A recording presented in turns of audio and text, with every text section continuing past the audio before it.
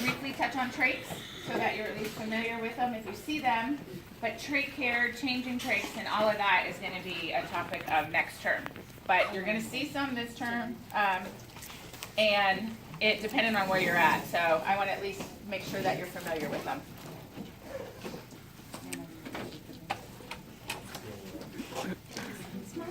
Okay, so who's behind you there? Alex. No, who's behind Ivan? You can't see all things except your back. Okay, so what are some problems that we can encounter with our airways? So, huh?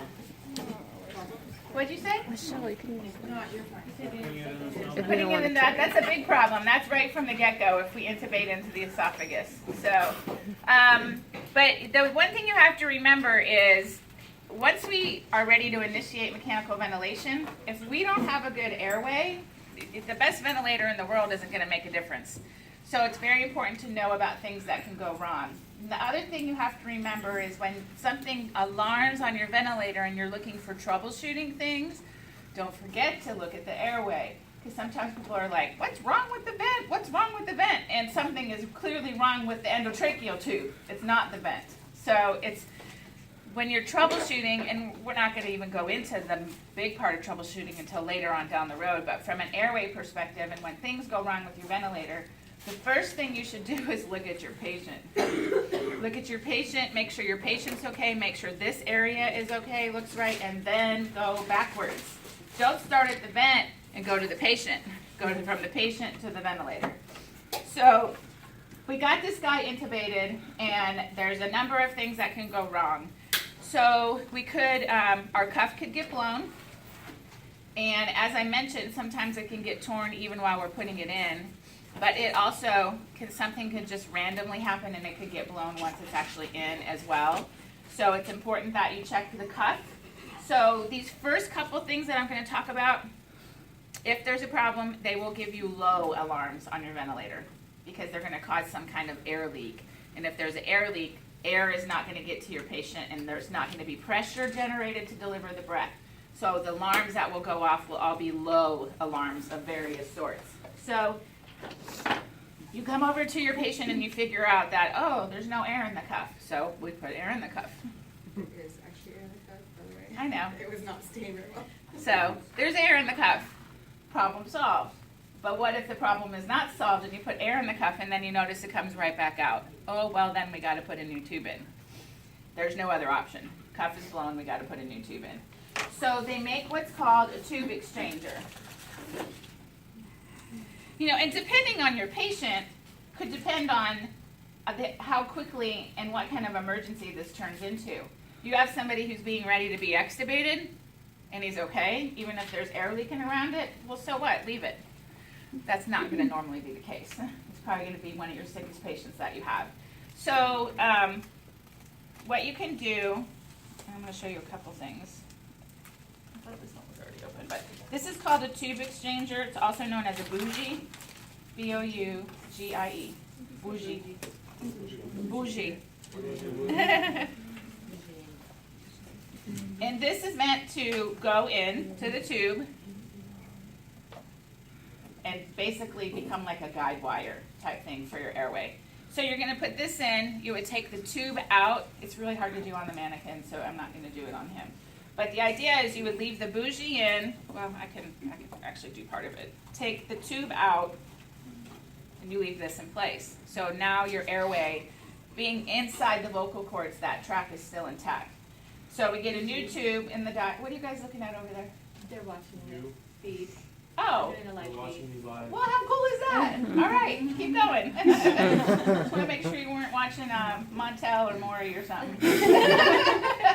Okay, so now we put the new tube in and we put it in. You put it over the guide wire. It's going to go right back into the trachea, and you take this out. So that's what these are very, very commonplace now. And if you need to replace an ET tube, this is what they're going to use. We call them bougies. They're also called tube exchangers, but most commonly everyone calls it a bougie. Is that something that we would do or something the doctor would come in and do? The doctor will come in and do unless you're approved to intubate. Okay. So patient needs a new cuff. It's a new ET tube, emergency, rapid response code, get whoever you need in there, and get the tube changed. So that's done. So that patient's fixed now. Couple other things that can go wrong. What if something happens to your pilot balloon? And as weird as this sounds, it happens. I had a nurse who was doing something up around the facial area, accidentally cut the pilot balloon when she was trying to do something else. Yeah, huh? Yeah, is a problem. So if something goes wrong with your pilot balloon and it's no longer there.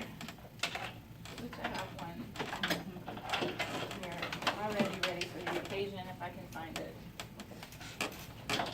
You need one yet? I don't know, everything fell on the floor, so I don't know where anything is now.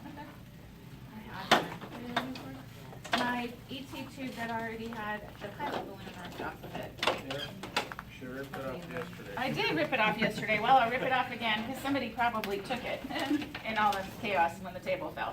Okay, so now we have no pilot balloon. So what are we going to do? They make a pilot balloon repair kit. See, there it is. That's not where the tube went. They make what's called a pilot balloon repair kit. And see, the little problem I have is my piece wasn't in here this morning because that's kind of how today's going so far. But what this has in it is a syringe, and it has a new pilot balloon with a little needle type thing on the end of it. And the idea is, old pilot balloon's gone, you take the little metal needle device, put it in there, and now you have a pilot balloon again. And it actually works very well. So that's one thing. I'll pass this around, you can see what the picture looks like.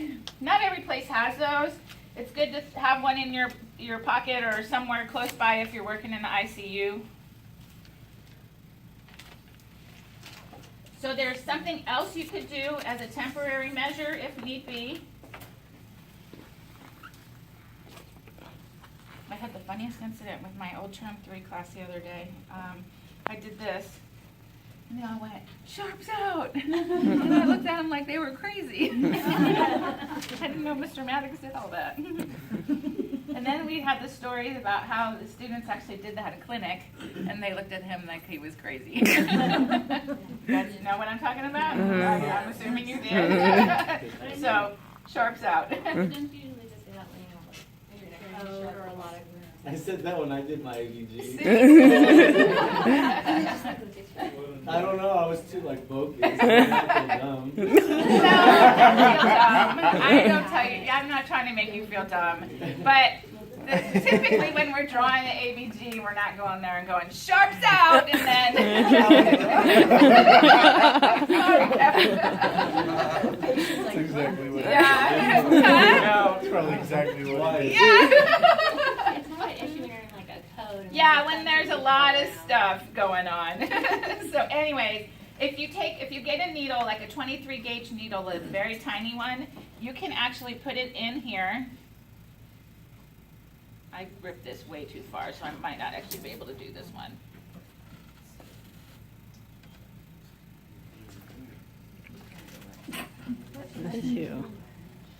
There we go, I got it. So you put the needle in here, and then, let me take it out so you can see. You can actually put air into the pilot balloon. This one's a very tiny syringe, so, but it does work. And you can use this to inflate your cuff.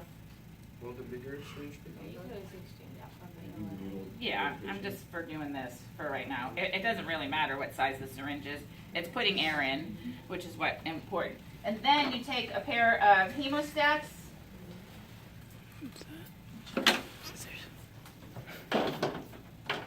guys know what hemostats are? Those little clampy things? I had a pair of those too. Oh, here they are. This is them. The little clampy things. And you can take those then and clamp this off. And it'll hold the air in there until you, this is meant to be temporary. This is not a permanent solution. So we're not going to keep a needle in here. So you can clamp this off then, and it'll keep the air in there until you can get the tube replaced. Now say you did this, and your air still went out, because maybe your cuff is bad too. You know, that's the worst case scenario. Everything's gone wrong, but that would be a temporary measure. It will hold the air in there.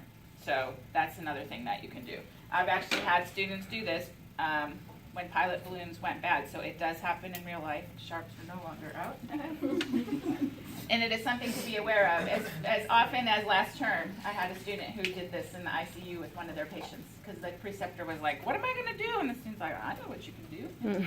If there's a bad balloon and you fix it like that, how would you know, like, if the cuff goes bad too? The air will leak and you'll get an alarm on the ventilator. We monitor tidal volume going in and out on the ventilator, as you're going to learn. And so if the cuff is blown, the tidal volume coming back out is going to be really low, and you'll know. You can also hear it. Yesterday when I talked about having a leak from the cuff, and you could hear the gurgling sound, you'll know when you walk in a room if the cuff is bad or doesn't have any air in it. Okay? So that's that. So some other things that can happen, so these other ones are going to cause high pressure alarms. Would be like a kink in the tube. As hard as it sounds to do, sometimes the tube in the back of the throat actually kinks in half like this. And so a lot of the times it can just be moved around and rearranged to take care of. That one's kind of hard to figure out that that's the problem, but it does and can happen. So that will give you a high alarm because you're kinking it and air can't get through, so the pressure is going to try to go up to generate the airflow in. So your high pressure alarm is going to go off. So kink in the tube. The other thing, and again, some of these sound like they just could never happen, but they can. Your cuff can actually get a tear in it and herniate over the end of the ET tube, and it will actually totally block it off. That's very rare, but it can happen. Then the other thing is a mucus plug. So, can you do me a favor, Joe? There's the bronch carts right outside of there. In the first or second drawer, there's some syringes with saline in them, if you could get them for me. And then if somebody can hand me a couple saline bullets from that box right there. I think there's a few left. Mucus plug, is that a high alarm or a low A alarm? high alarm. A mucus plug is gonna block off your airway in your ET tube, so it's gonna give you a high pressure alarm. Thank you. The high pressure alarm is like an emergency alarm because when it's going off, so the ventilator has a safety high pressure alarm, and it's there so that if the pressure gets too high, the vent will stop and stop the breath. And it's doing that so we don't cause damage and barotrauma to our patient and injury. So what happens is you hit the high pressure alarm, breath stops and goes down. Hit the high pressure alarm, breath stops and goes down. So I say my term for it is it dumps the breath because it's literally going to go up and stop, go up and stop, go up and stop. So when that high pressure alarm is being hit, no ventilation is happening because no air. Did you find him? Because no air can get through for some reason. So that kink would make that happen. The other thing that happens is the mucus plug. Thank you. So you come into the room, your patient's in a lot of distress, and your high pressure alarm is going off continually. What are you going to do? So if you, one thing you can do is take your patient off the vent and bag them. It's actually the first thing that you should do. So in a little trick that you'll learn is, if you take your patient off the vent, I know he's not in anymore. So, but ideally, we would be doing this. And let's say your patient gets better. You take them off the vent and you bag them. They get better. What's the problem with the patient or the ventilator? The ventilator, right? Now, what happens if I take my patient off the vent and bag them and they don't get better? Then we know the problem is with the patient. The other thing that helps with bagging is I can feel resistance and compliance when I'm bagging my patient. I would be able to tell if I could easily bag them or not, or if there was a problem. If there's a mucus plug, you're not going to be able to bag them either. You're going to try to bag it. The bag is going to make this really bad, obnoxious sound, and you're going to have to try to exert a whole lot of pressure, and it's not going to go anywhere. And this is a little side note. If you bag your patient and you don't feel any resistance from your bag at all, something's wrong with your bag. The ambu bags can go bad as well. You should feel some kind of resistance so that you feel the act of bagging, whether it's easy or hard to bag. So let's say you do this, you're trying to bag your patient, you can't get any air in. So the next thing you need to do is try to pass a suction catheter. So you try to pass a suction catheter and the suction catheter won't pass, then we know it's probably a mucus plug. Something's in there plugging the airway. Now, what you're going to do, there's going to be a boards scenario, there's going to be a real world scenario, because that's how things are sometimes. You're taking your boards, your patient's in extreme distress, the high pressure alarm is going off, you can't bag them, you can't pass a suction catheter. What do? Take the tube out and reintubate. Take the tube out and reintubate. That's what you do for your boards. Now, what are you going to do clinically is a different story. Sometimes we can instill saline down an ET tube, and the boards just, they're total, they do not like it. But in the real life world, we need to do it, and it actually works fairly well. So your patient has got really thick secretions, you put some saline down there, help break them up so you can suction them out better. I've heard there's some RTs that are doing this like with every single suction. That's not appropriate. But it is appropriate to do when necessary. I actually just read a recent study too that said that patients that were suctioned and bagged with saline actually had a lower incidence of VAP, because I think they were able to remove more secretions out than they normally would. So I think you'll see it come back more and more. But any RT that's out there working in the ICU will tell you that this is effective and it works. So if your patient's got this mucus plug or these really thick secretions that might be resembling a mucus plug, what you're going to do is take saline. Now, if you only have pink bullets, you can use those. Most ICU RTs will carry a couple pre-filled syringes around with them and keep them on hand. And literally, you're going to shoot saline down the ET tube, and then you're going to bag the heck out of the patient. When I say bag the heck out of the patient, I'm saying this is where you give those big, forceful breaths that we tell you not to do. Because the idea is you're going to use the saline to break up the secretions or break up the mucus plug so that you can suction it out. It depends on my patient. We've had to do more than one syringe before, but I would start with one syringe and see what happens. There's no guarantee it's going to break up an actual mucus plug if it's gotten to the point that it's plugged in and it's really thick like that, but it can. It can do it, and it definitely works. So, but clinically, before you go and take your tube out, we want to avoid that at all costs. So, take the saline, squirt it down the tube, bag it in very, very forcefully. If it's still hard and thick and you're having a really hard time bagging, get another syringe and put it down too. Get that stuff cleared out and broken up, and then suction it out. You may have to do that multiple times too. If your patient had a really severe secretions and a severe plug, they're going to be in distress. They're probably going to be desaturating. It's not one of those fun situations to be in. But it's either that or your patient's going to code anyway. So you got to do something. If it gets really bad, take your tube out, call a code, and get back in them so you can reintubate.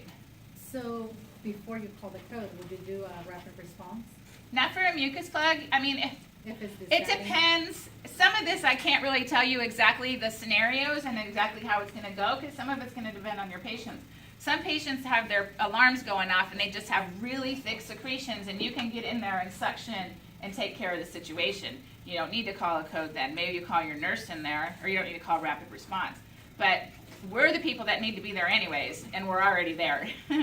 And when you're very comfortable with the situation, it's usually something that you can handle on your own. But now if it's true mucus plug and you need help in there because of the patient's like not doing well and desaturating and things like that, then you should get help in there and call your rapid response.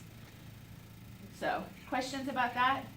So clinically, can't bag, can't pass a suction catheter, take the tube out. In the real world, we're going to try to use saline and bag our patient. Yes? So after you put saline in the bag until you get rid of the resistance? Bag until you think that you can try to suction it out. This is one of the things, again, that you guys are going to have to see as you do it. But if it's working, you're going to start to see the secretions in here, in the tube. You'll see them start coming up. And then you'll be able to go in and hopefully suction some of them out. And it might be you suction some out, put more saline in, bag again, and keep going until you can get things loosened up a little bit more in your patient. Because if you can get your airway and some airflow in there, you can hopefully get your patient some better breath so that he can be in less distress. And if it's a mucus plug that completely occluded the ET tube, how long do we normally have? You're going to have to gauge your patient. If that's a clinic thing that you're going to just have to use your judgment and your skills once you're in there. hopefully this is not something you're going to have to experience by yourself for the first time. You guys are going to get enough ICU experience that hopefully you'll see this done. Maybe not for a plug, but for real thick secretions, you'll see the process of taking saline, bagging someone very forcefully to help break it up and clean everything out. Okay? Let's see. Okay, so here's the other thing I wanted to show you.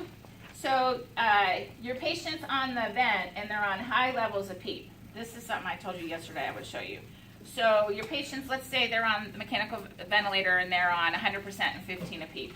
Can you do me a favor? Can you grab me a vent circuit so we can show how this is really going to be?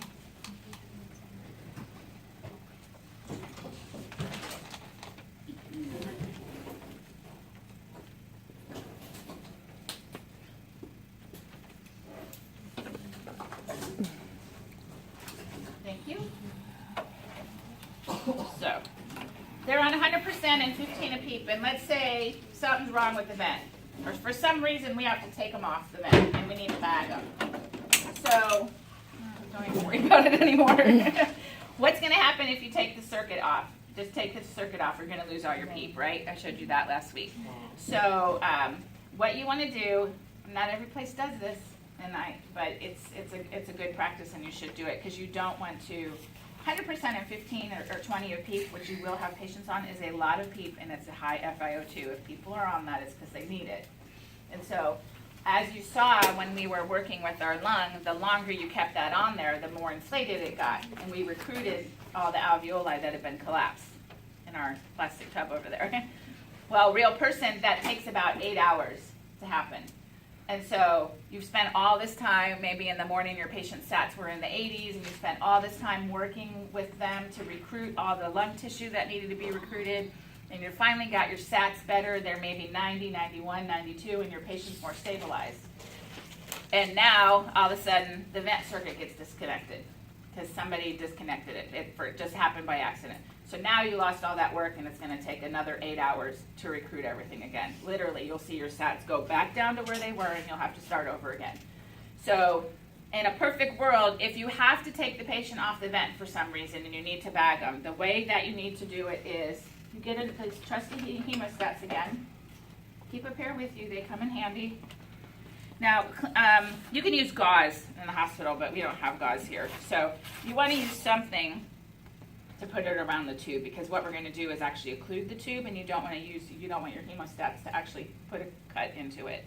So right after the vent gives the patient a full breath, then go over the tube and clamp it off. Gauze on there and clamp it off. This is not my favorite hemostats because they're not working that good. Like that. So now we've clamped it off. That's actually going to happen, of course, very fast, but if you could think about what's happening, we've clamped it off. The ventilator gave a nice inspiration. We clamped it off. All that PEEP is being held in there. As long as you occlude it, the PEEP is not going to go anywhere. So now take your vent circuit off. Keep that on. Make sure your PEEP valve is on there, dialed into the thing that you want, which you should have done ahead of time. So we were on 15. I'm dialed on 15. Put my ambu bag on. Take the clamp off and bag. And now you don't lose any of your PEEP. You go back on the circuit, you do the same thing. And that'll keep you from losing all your PEEP. So let's say we need to go backwards now. So now, give the patient a good breath with your ambu bag. Clamp off your tube. That's stuck.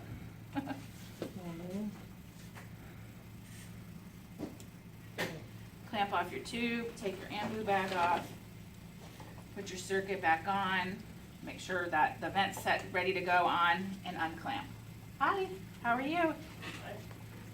So, review. High levels of PEEP, you need to take the patient off the vent for whatever reason, problem with your circuit. Take your gauze, put it around the tube, clamp it off. Undo the circuit. Take your ambu bag with your PEEP valve dialed into whatever amount of PEEP your patient's on. Put it on, start bagging, and take your clamp off. Okay? Process in reverse. Take the gauze, put it on there, clamp your tube down after you gave them a nice full inspiration. Take the bag off, put the circuit back on, unclamp. Now you have lost no PEEP. Okay? Very important. You're not going to see it done everywhere. I can't tell you why, and I can't tell you why people don't do it. They just say, we don't do that here. You're gonna see what I'm telling you, where your patients are gonna desaturate after you did all that work to get their saturations back up, and you're gonna see them be unstable again for quite a long time. So, questions about any of that? Okay, so let's talk about trach tubes. We're going to talk about trachs in a general sense today. I need to make sure that you're aware of what they are, what they're used for, how to know what kind or what size your patient has in. More in-depth trach care and trach changes and all that, like I said,